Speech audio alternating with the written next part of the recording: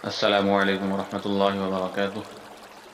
اس سے پہلے آپ نے 4 جھوٹے دجال کذاب نبوت کے دعوے داروں کا واقعہ سنا۔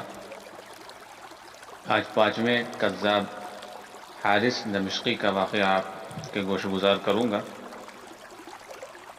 تمام مسلمانوں کا یہ عقیدہ ہے کہ پیارے آقا صلی اللہ علیہ وسلم کے بعد کوئی بھی کسی بھی قسم کا نبی نہیں آئے گا، اور اگر کسی نے نبوت کا دعویٰ کیا تو وہ جھوٹا دجال کذاب ہے۔ حارث کذاب کا واقعہ ملاحظہ فرمائیں۔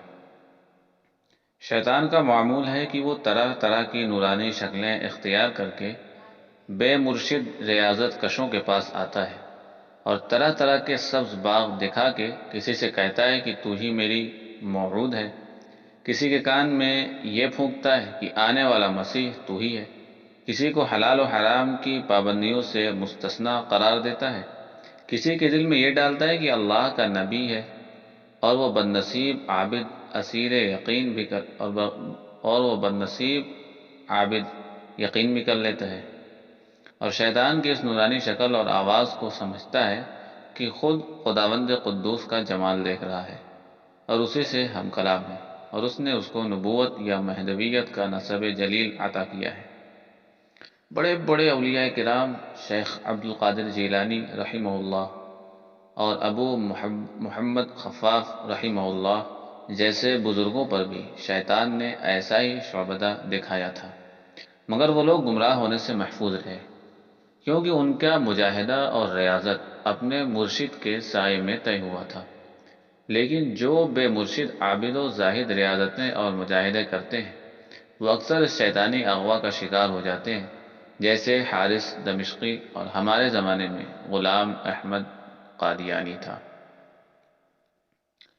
جو شخص بھوکا رہے، کم سوئے، کم بولے اور نفس کشی اختیار کر لے، اس سے بعض دفعہ ایسے افعال صادر ہو جاتے ہیں، نفس کشی اختیار کرنے سے بعض دفعہ ایسے افعال صادر ہوتے ہیں جو دوسروں سے نہیں ہوتے۔ ایسے لوگ اگر اہل اللہ میں سے ہوں تو ان کے ایسے فعل کو کرامت کہتے ہیں، اور اگر اہل کفر یا گمراہ بدعتی لوگ ہوں تو ان کے ایسے فعل کو استدراج کہتے ہیں۔ یہ تصرفات محض ریاضت اور نفس کشی کا ثمرہ ہوتا ہے، تعلق باللہ اور قرب حق سے ان کو کوئی واسطہ نہیں ہوتا، الا یہ کہ کسی متبع شریعت بزرگ سے ایسے افعال صادر ہوں۔ چنانچہ حارث اپنی ریاضت و مجاہدات اور نفس کشی کی بدولت ایسے تصرفات کرتا تھا، مثلا کہتا تھا کہ آؤ میں تمہیں دمشق سے فرشتوں کو جاتے ہوئے دکھاؤں۔ چنانچہ حاضرین محسوس کرتے کہ نہایت حسین و جمیل فرشتے بصورت انسان گھوڑوں پر سوار جا رہے ہیں۔ موسم سرما میں گرمیوں کے اور گرمیوں میں جاڑوں کے پھل لوگوں کو کھلاتا تھا۔ جب حارث کے استدراج اور شعبدوں نے شہرت اختیار کر لی اور خلق خدا زیادہ گمراہ ہونے لگی تو ایک دمشقی رئیس قاسم بن بحیرہ اس کے پاس آیا اور دریافت کیا کہ تم کس چیز کے دعوے دار ہو اور کیا چاہتے ہو؟ حارث بولا میں اللہ کا نبی ہوں۔ قاسم نے کہا اے دشمن خدا، تو بالکل جھوٹا ہے۔ حضرت ختم المرسلین صلی اللہ علیہ وسلم کے بعد نبوت کا دروازہ ہمیشہ کے لیے بند ہو چکا ہے۔ قاسم وہاں سے اٹھ کر سیدھا خلیفہ وقت عبد الملک بن مروان کے پاس گیا اور ملاقات کر کے حارث کے دعوی نبوت اور لوگوں کی بد اعتقادی کا تذکرہ کیا۔ عبد الملک نے حکم دیا کہ حارث کو گرفتار کر کے دربار میں پیش کیا جائے، لیکن جب پولیس پہنچی تو بیت المقدس فرار ہو چکا تھا۔ حارث نے وہاں باقاعدہ اپنی نبوت کی دکان کھولی اور لوگوں کو گمراہ کرنے لگا۔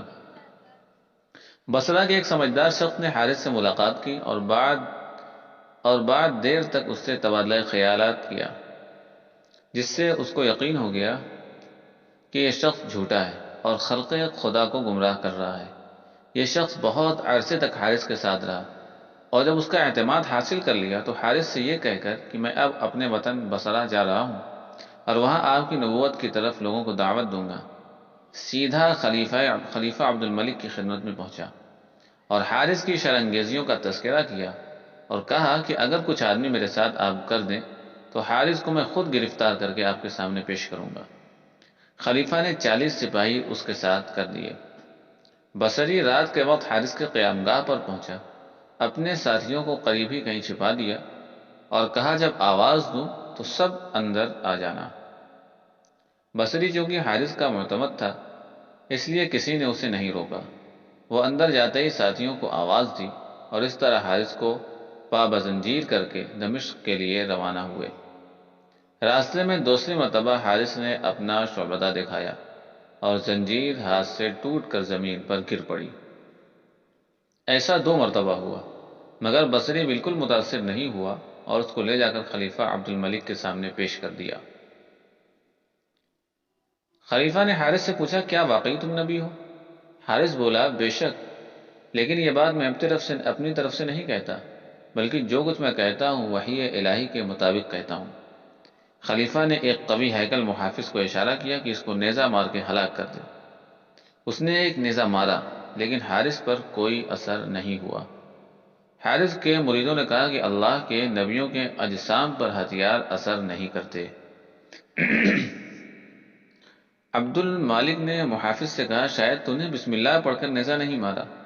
محافظ نے بسم اللہ پڑھ کر دوبارہ نیزہ مارا جو حارث کے جسم کے پار ہو گیا۔ وہ بری طرح چیخ مار کر گر پڑا اور گرتے ہی ہلاک ہو گیا، اور اس طرح خانہ ساز نبی اور اس کی نبوت اپنے انجام کو پہنچی۔ حارث کے بدن سے زنجیر ٹوٹ کر گرنے کے متعلق علامہ ابن تیمیہ نے اپنی کتاب الفرقان بین الاولیاء الرحمن و اولیاء الشیطان میں لکھا ہے کہ حارث کی ہتھکڑیاں اتارنے والا اس کا کوئی موکل یا شیطان تھا، اور اس نے فرشتوں کو جو گھوڑوں پر سوار دکھایا تھا وہ فرشتے نہیں جنات تھے۔ اللہ تعالیٰ تمام انسانوں کو دین کی صحیح سمجھ عطا فرمائے۔